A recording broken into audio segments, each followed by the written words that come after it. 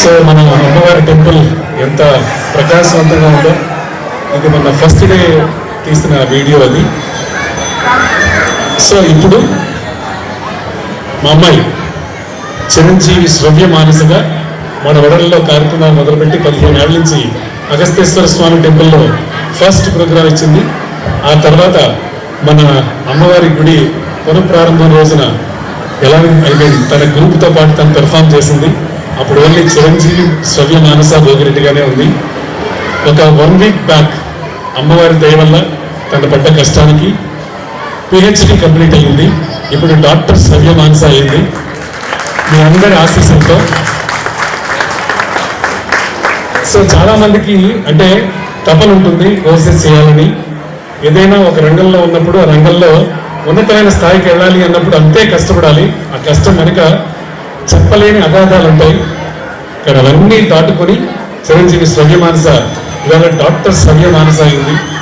Being a father and belongs to this Vadali, ఒక తండ్రిగా ఈ వడల ప్రాంతానికి సంబంధించిన వాడిగా నేను చాలా గర్విస్తున్నాను. మీ అందరి ముందు ఫస్ట్ టైం చెప్తున్నాను, మా అమ్మాయికి డాక్టరేట్ వచ్చింది. అంటే మా ఊరు మా నన్ను కన్న ఊరు కాబట్టి, మీరందరూ మాకు ఆడపడుచులు కాబట్టి ఫస్ట్ మీకే చెప్పాను. ఇప్పుడు తన ప్రయాణం అసలు ఎలా మొదలైంది ఒక్కసారి ఏపీ చదువుకున్నాం. Mister Saibaba and mister Ramaraju ఇద్దరు నా 10th క్లాస్లో సిద్ధాంత హై స్కూల్లో చదువుకున్నాం.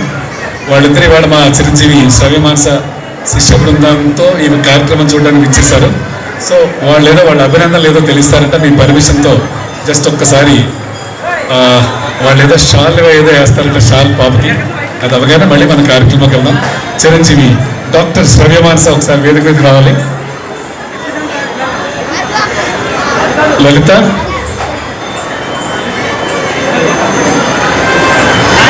మరికొద్ది క్షణాల్లోనే తదుపరి కార్యక్రమానికి వెళ్దాం. తర్వాత ట్రంపెట్ సాంగ్, సాక్సోఫోన్ సాంగ్ చూద్దాం.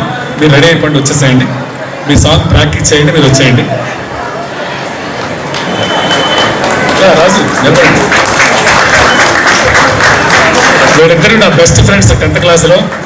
అంటే ఒకే కంచం ఒకే మంచం. అంటే ఏదన్నా క్యారేజ్ వస్తే క్యారేజ్ అన్నీ మార్చేసుకునేవాళ్ళం, అన్నీ చూసి రాసుకునేవాళ్ళం.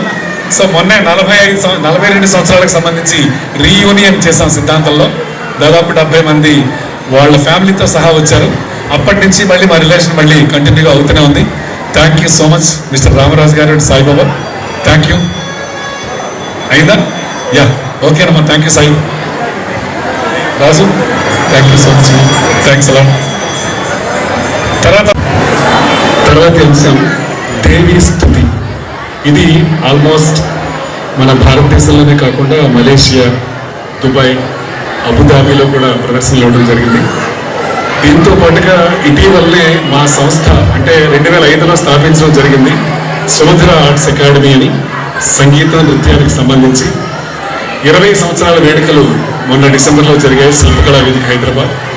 సో దానికోసం ప్రత్యేకంగా రూపొందించిన శ్రీనివాస కళ్యాణం. అండ్ శ్రీనివాస కళ్యాణం అంటే మీ అందరికీ తెలుసు, సాక్షాత్తు శ్రీ వెంకటేశ్వర స్వామి వైభవం మహత్యం గురించి.